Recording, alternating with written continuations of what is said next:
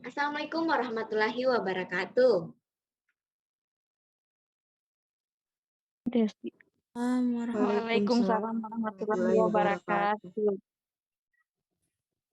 Oke, ini pertama kalinya Ibu masuk ya di kelasnya anak-anak sekalian, dan Ya, Bu. materi yang akan kita bahas kali ini yaitu kejenuhan dalam belajar. Nah, pertama-tama sebelum itu, apa kabar dulu, kabar dari anak-anakku sekalian semua? Apa kabar? Baik, Alhamdulillah Bu. baik, Bu. Ayo, bisa. Ya, alhamdulillah ya. Semua sehat selalu. Dan kali ini tujuan kita dalam membahas ini agar membantu anak-anakku sekalian untuk mengatasi masalah-masalah kejenuhan dalam pembelajaran. Sebelum itu, perkenalkan, nama saya Syahidatul Lutfia. Saya dari jurusan Psikologi Pendidikan dan Bimbingan, angkatan 2021. Yang pertama, kita akan membahas tentang apa sih itu kejenuhan dalam belajar. Apakah anak-anakku sekalian ada yang tahu apa itu kejenuhan dalam belajar? Atau apa itu jenuh?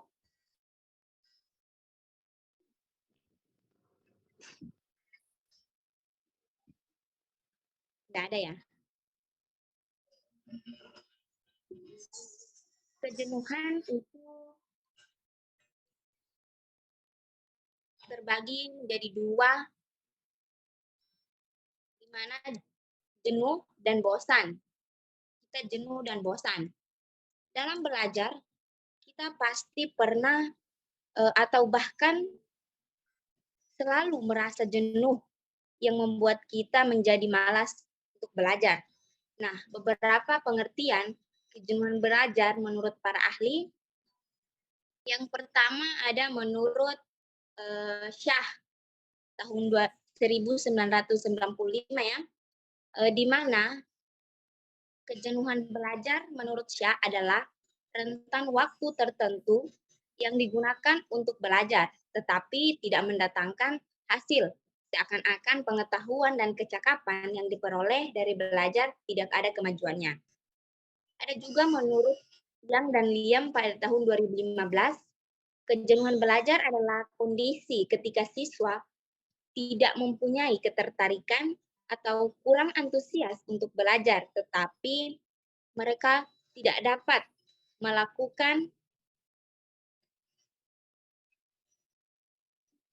dan merasa sakit atau lelah pikirannya. Keadaan yang demikian disebut juga dengan kejenuhan dalam belajar. Nah, yang ketiga yaitu menurut Hakim 2002, kejenuhan belajar adalah suatu kondisi mental seseorang saat mengalami rasa bosan dan lelah yang amat sangat sehingga mengakibatkan timbulnya rasa lesu, tidak bersemangat, atau hidup tidak bergairah untuk melakukan aktivitas belajar.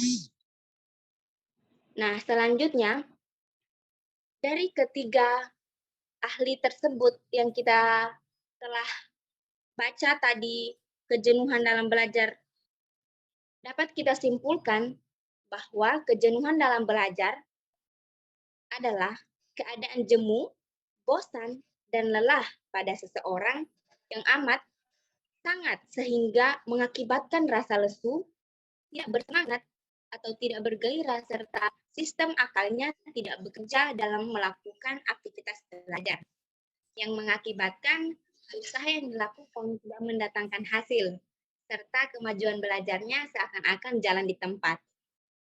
Nah, selanjutnya, kita telah tahu kejenuhan dalam belajar.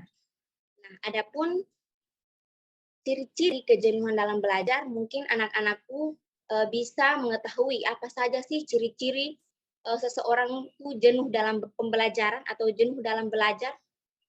Nah, ada ketiga ciri-ciri yang telah saya paparkan dalam slide PPT ini. Yang pertama yaitu dia merasa seakan-akan pengetahuan dan kecakapan yang diperoleh dari proses belajar tidak ada kemajuan. Di mana siswa yang mulai memasuki kejenuhan dalam belajarnya merasa seakan-akan pengetahuan dan kecakapan yang diperolehnya dalam belajar tidak meningkat sehingga siswa merasa sia-sia dengan waktu belajarnya. Nah, yang kedua yaitu sistem asalnya tidak dapat bekerja sebagaimana diharapkan dalam memproses informasi atau pengalaman, di mana sehingga mengalami stagnan dalam kemajuan belajarnya. Seorang siswa yang sedang dalam keadaan jenuh, sistem akalnya tidak dapat bekerja sebagaimana yang diharapkan dalam memperoleh berbagai informasi yang diterima atau pengalaman baru yang didapatnya. Nah, yang ketiga yaitu kehilangan motivasi dan konsolidasi. Di sini, siswa yang dalam keadaan jenuh merasa bahwa dirinya tidak lagi mempunyai motivasi yang dapat membuatnya bersemangat untuk meningkatkan pemahamannya terhadap pelajaran yang diterimanya atau dipelajarinya. Nah, yang ketiga setelah kita mengetahui ciri-cirinya, kita akan melangkah ke apa sih yang menyebabkan atau faktor penyebabnya dalam kejenuhan belajar.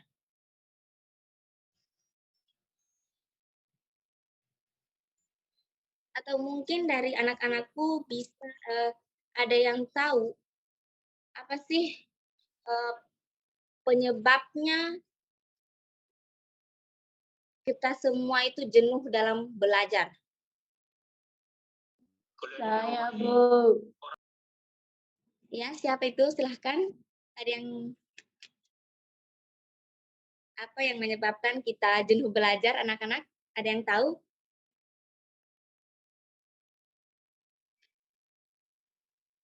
Ada ya. Baik, kita akan membahas tentang penyebab faktor atau kejenuhan bisa terjadi. Selanjutnya,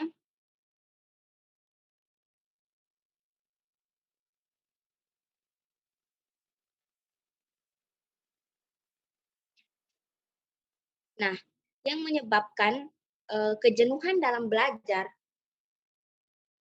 yaitu terlalu lama belajar tanpa atau kurang istirahat. Belajar yang kurang bervariasi juga bisa menyebabkan kejenuhan dalam belajar. Lingkungan belajar yang buruk juga merupakan faktor penyebab lemah minat terhadap mata pelajaran. Dan menurut Hakim 2002, dan seseorang tersebut kehilangan semangat atau motivasi dalam belajar, merasa bahwa yang mereka pelajari bukan kesukaan atau keahlian mereka, tidak memahami pelajaran tersebut, serta karena bosan atau letih pada kegiatan belajar mereka. Nah, selanjutnya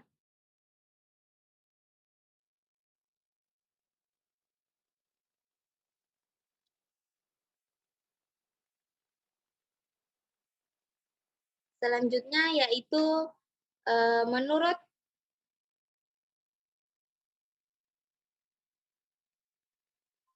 masih banyak juga ya kejenuhan yang paling umum, yaitu ada keletihan yang melanda siswa karena keletihan dapat menjadi penyebab munculnya perasaan bosan pada siswa yang bersangkutan.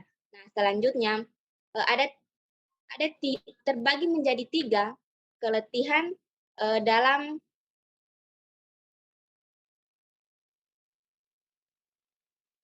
kejenuhan dalam belajar.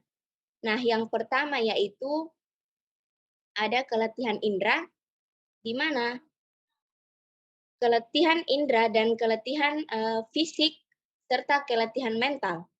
Keletihan fisik dan keletihan indera dalam hal ini mata dan telinga pada umumnya dapat dikurangi atau dihilangkan lebih mudah setelah siswa beristirahat cukup, terutama tidur nyenyak dan mengonsumsi makanan dan minuman yang cukup bergizi.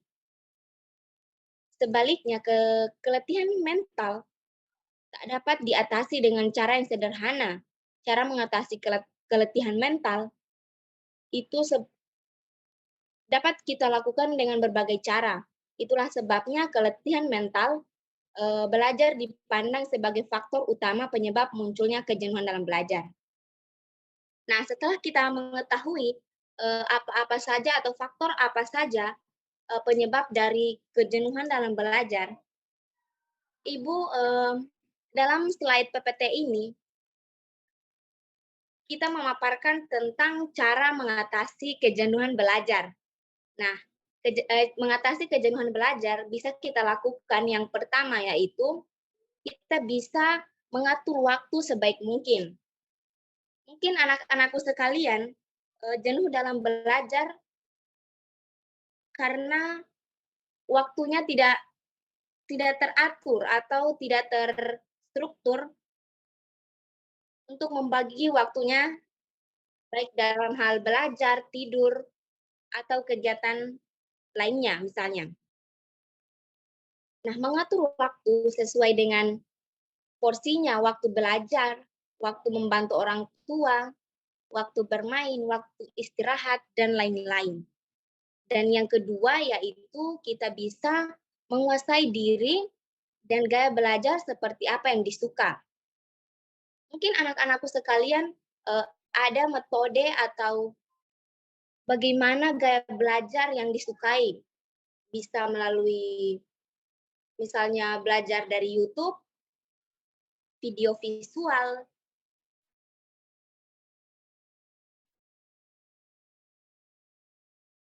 dan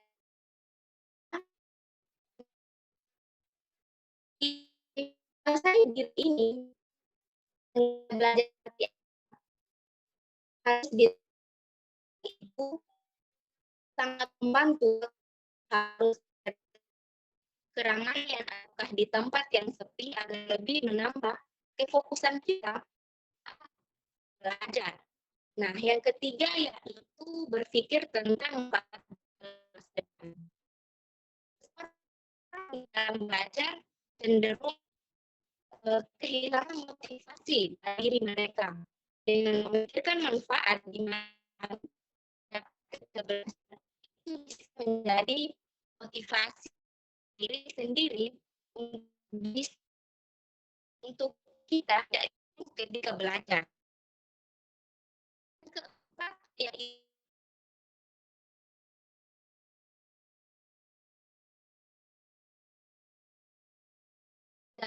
jaringan internet dan lain-lain perlu kita atur sebaik mungkin agar lingkungan belajar yang kita bangun itu sesuai dengan apa yang kita inginkan. Nah, yang kelima yaitu lakukan belajar dengan perasaan senang dan kreatif. Suatu pekerjaan yang dilakukan dengan perasaan senang akan menimbulkan juga suatu pekerjaan yang dilakukan dengan perasaan senang akan menimbulkan semangat. Begitu juga dengan keadaan kegiatan belajar. Apabila kita merasa senang, peserta didik juga akan belajar dengan gairah dan bersemangat. Nah, yang keenam atau yang terakhir yaitu luangkan waktu untuk hobi kamu.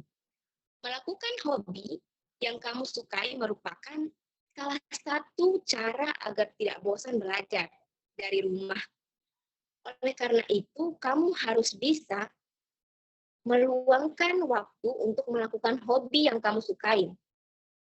Berkreasi, membuat karya seni, membaca novel misalnya, menonton film, atau yang belum sempat kamu nonton itu, yaitu mencoba juga, mungkin juga yang bisa hobi memasak, bisa mencoba resep makanan baru, atau berkebun misalnya, pasti bisa membuat kamu lebih rileks dan bahagia. Dan yang terakhir yaitu kita harus istirahat yang cukup ya, karena dengan istirahat yang cukup, semua kejenuhan dalam belajar akan teratasi. Nah, di sini di layar HP anak-anakku sekalian ada tips mengatasi rasa bosan dalam belajar ala Jerome Pauline. Ada yang tahu siapa sih itu Jerome Pauline? Tahu, Bu. Ya, pasti tahu ya semua Jerome Pauline. Iya, Bu.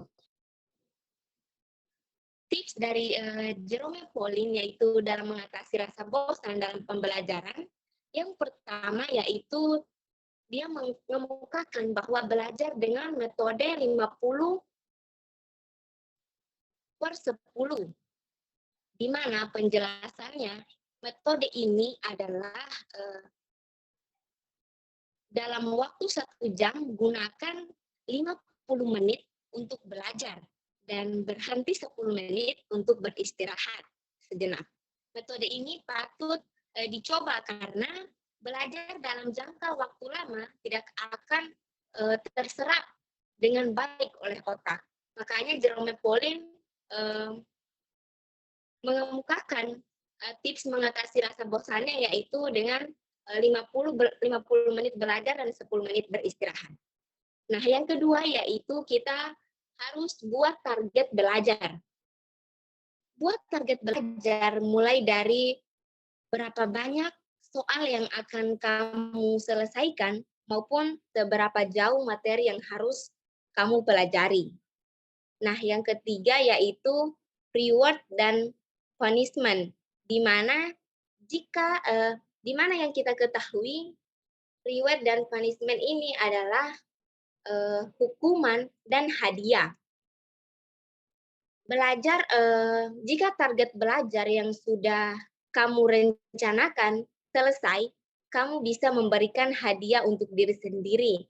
Sedangkan sebaliknya, jika kamu tidak berhasil mencapai target belajar, cobalah memberi hukuman kecil pada diri sendiri. Ini akan membantu kamu belajar disiplin. Nah, yang keempat yaitu belajar dari berbagai sumber. Belajar dari berbagai sumber. Belajar sendiri bukan berarti kamu belajar dengan semua kemampuan yang kamu miliki. Ada batasan kamu akan membutuhkan bantuan, di mana kamu dapat mencoba belajar menggunakan handphone, laptop, atau lainnya untuk mencari banyak sumber serta referensi. Selain itu, kamu juga perlu banyak membaca buku agar wawasan anak-anak sekalian semakin luas. Nah, yang kelima yaitu cari suasana baru. Kamu bisa cari tempat yang kamu sukai yang dapat kamu jadikan tempat belajar, tempat yang bikin kamu nyaman, selain kamar atau area rumahmu. Hal ini dilakukan supaya kamu atau anak-anakku sekalian dapat suasana belajar baru dan tidak cepat bosan. Nah, yang terakhir yaitu pasti anak-anakku sekalian mengetahui ini. Kita sebelum melakukan apapun, baik itu belajar, kita selalu berdoa sebelum belajar. Bagi Jerome, salah satu hal penting yang berpengaruh saat belajar adalah berdoa. Karena dengan berdoa kita akan diberi jalan untuk mempelajari segala pengetahuan yang ada di dunia berkat izinnya. Selain itu, kita juga akan lebih mudah untuk mengingatnya. Nah, itulah tips dan berbagai sumber, maka dari itu janganlah kita tidak mampu seperti orang lain. Selagi kita berniat untuk melakukan sesuatu, maka lakukanlah dengan cara tersendiri untuk mencapai tujuan. Mungkin ini materi terakhir dari pertemuan kita kali ini. Dan selanjutnya apakah ada dari anak-anakku sekalian yang ingin ditanyakan terkait materi kejenuhan dalam pembelajaran ini? Jika ada, silakan. Dan jika tidak ada, kita cukup akhiri pertemuan kita kali ini. Terima kasih atas partisipasi anak-anakku sekalian dalam perkuliahan hari ini. Saya cukupkan. Assalamualaikum warahmatullahi wabarakatuh. Waalaikumsalam warahmatullahi Waalaikumsalam warahmatullahi